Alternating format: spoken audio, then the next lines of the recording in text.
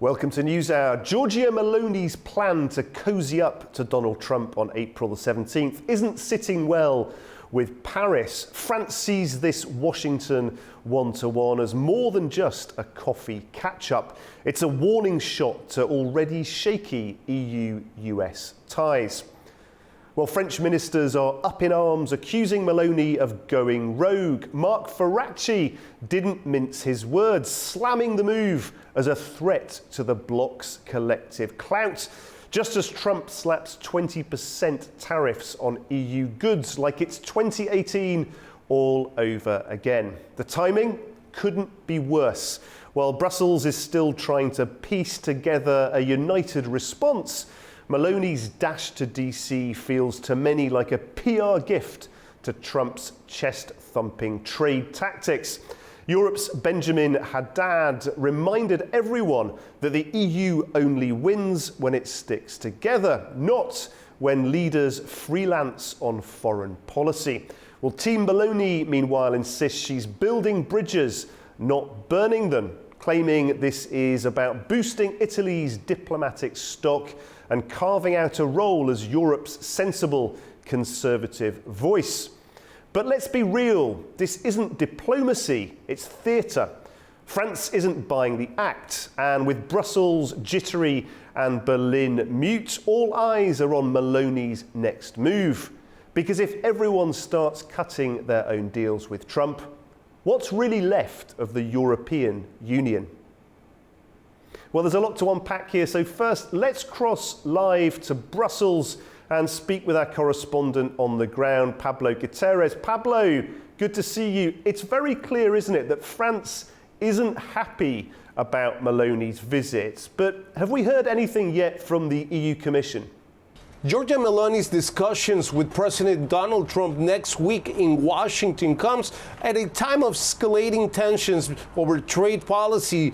Meloni has shaken before European politics with her outspoken views on immigration and sovereignty, and now she's stepping onto the global stage with this high-stakes meeting with the American president. Italy is a key EU member of the bloc that is currently facing economic pressures. Meloni's discussions with Trump could change the volatile trade situations between Europe and the United States, especially now as both parties have paused for 90 days the implementation of tariffs. So there is concern that her visit could undermine EU unity at this crucial time. French industry minister recently said that if EU countries start having bilateral talks with the United States, that will weaken the EU's position overall as it tries to lower or completely eliminate the tariffs. For now, European leaders are welcoming the recent move by US President Donald Trump to pause the tariffs for this period of time. The decision offers them a brief window for negotiations, but they stress that those negotiations must be made in unity. Thank you very much indeed. Paolo, thank you very much for joining us there from Brussels. And now for a more detailed analysis, let's go from Brussels to Napoli and speak with Gary Cartwright, a publisher at EU Today. Mr. Cartwright, thank you very much indeed for joining us there in Napoli. Give us your sense then of the mood in Brussels over this. Giorgia Meloni's up-and-coming meeting with Donald Trump. What are we talking about? Are people surprised, frustrated, or is it just quiet resignation?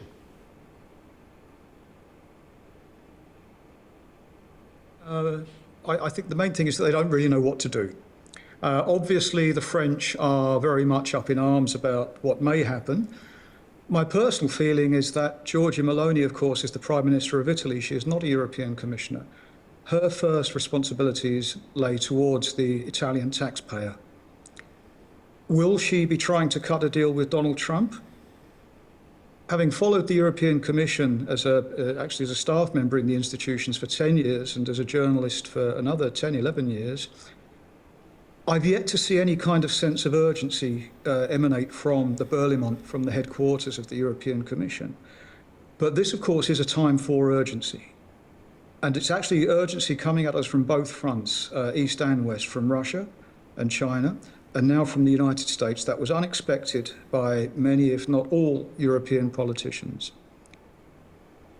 Giorgia Meloni realises she has a good understanding of both East and West, and she's proven herself to be a very, very astute player on the global stage. I think that she has a very, very strong reputation at the moment. She has to act quickly. The Commission cannot do this. If the Commission senses urgency, it may well put the item on the agenda for discussion at their September get-together at the Berlin Mont. They don't do urgency here, and this is a time for urgency. And if I were advising Giorgia Meloni, I would say come away from Washington with everything you can get, because the European Commission is not going to help us in any really kind of realistic, or what we would like to consider a realistic time frame in order to make a difference. No help there predicted in order to make a difference. Well, do you see this then as a one-off political stunt, Gary, or something that could hint perhaps at a deeper fracture in the EU's foreign policy approach? Let's look at this in the context of the issues that are being raised as a result of the actions of Viktor Orban, primarily, but not just him. Of course, Fico is very much showing his self as being pro-Russian. These are not the only Trojan horses that Russia has in the EU, of course. They can always call upon Greece, Malta, Cyprus, possibly. I see a fracturing of European solidarity at the moment, and I actually see it slowly increasing, this fracture, slowly widening. But I think that a catalytic event, such as Giorgia Meloni cutting a deal, could, I don't want to sound too dramatic, could spell the beginning of the end. It's very interesting. Tell me about Germany's response to all this, or rather lack of it. What do you think is going on in Berlin? Why are they so quiet? Shouldn't they be leading a defence of the EU in terms of EU unity? Very difficult for the Germans at the moment. We're seeing the rise in popularity of the AfD, of course.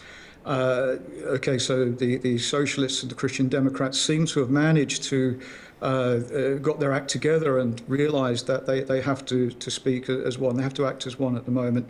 Why has Germany been slow in reacting? It's because of their internal problems. I think that now that that crisis has passed, we might see a little bit more strength coming from Berlin. And what is your assessment of the real power and influence of Brussels at the moment? How much muscle, how much pressure do you think the Commission can really apply when a member state seems to break ranks, as it were? I don't have a great deal of confidence in the European Commission at the moment.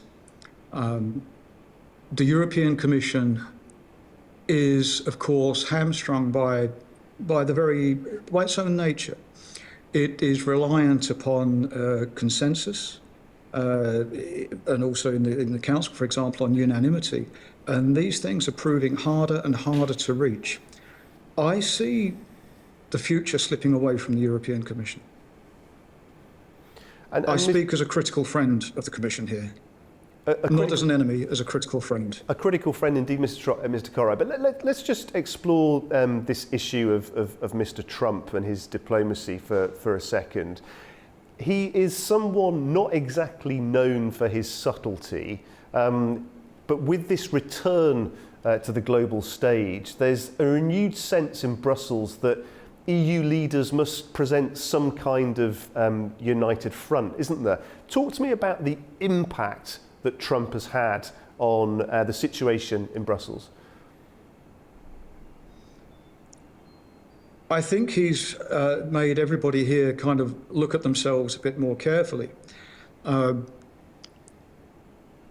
Unexpected, he was very much unexpected, because of course, if we look at the backgrounds of the commissioners and of the senior persons, the senior staff people, the advisors, they come from a kind of almost Soviet mentality, I have to say. You know, most of them will have worked their entire lives in the public sector.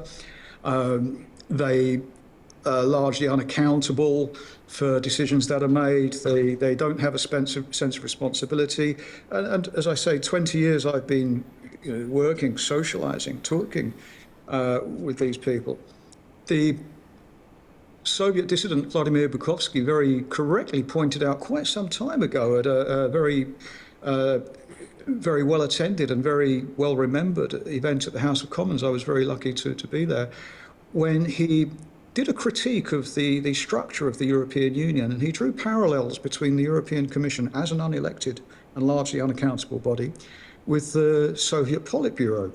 Now, at the time, we thought maybe he was going a little bit far there, but indeed, when we look at the Commission and the way that it acts, and it also, like the Soviet model, like any socialist model, I would argue, it needs to keep growing. It's always growing.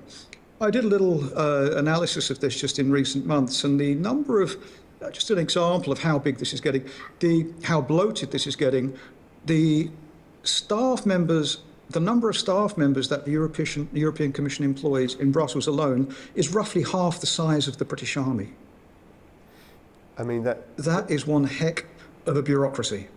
And in terms of that, Mr. Cartwright, I mean, you can't be the only person that's been moved to do that sort of analysis. You know, when you look at the perceived sort of breakaway member states, when you look at the impact that Trumpism and Donald Trump is having, to what extent do you think that Euroscepticism has been emboldened, and where do you think that's likely to go in the medium term? The optimist in me says that this could well be the beneficial crisis that the EU needs. It needs a good shake-up. It needs a good shake-up and a good kick up the backside, to be quite frank. And Donald Trump could be that kick. Very interesting indeed. And in terms of the personal profile that that Mrs. Meloni actually has, where do you sense that's going? I mean, she's not been without problems and challenges like all European leaders, but where do you see her in terms of the trajectory of her popularity at the moment within Europe and perhaps beyond? I see the way that she's received whenever she's in Brussels, whether it be at the Parliament, the Commission or the Council. And she is fated in a way that we might expect of a more established president or King Charles or whoever. She gets very much the VIP treatment. People respect what she says. And I know, speaking to other journalists, we all pay attention to what she says. I think that she's proving herself as potentially a great future statesperson. Okay, well, time will tell, but thank you very much indeed, Mr. Cartwright, for your analysis and your predictions there. Well, fascinating insights there from both Napoli and from Brussels. And that is a wrap on today's deep dive into the EU's growing unease with Giorgia Meloni's Trump visits. With Brussels on edge then, Berlin on mute and Paris sounding the alarm. Europe's unity may be facing its next big stress test. Thanks for joining us on NewsHour, and from everyone here at AnewZ, goodbye for now.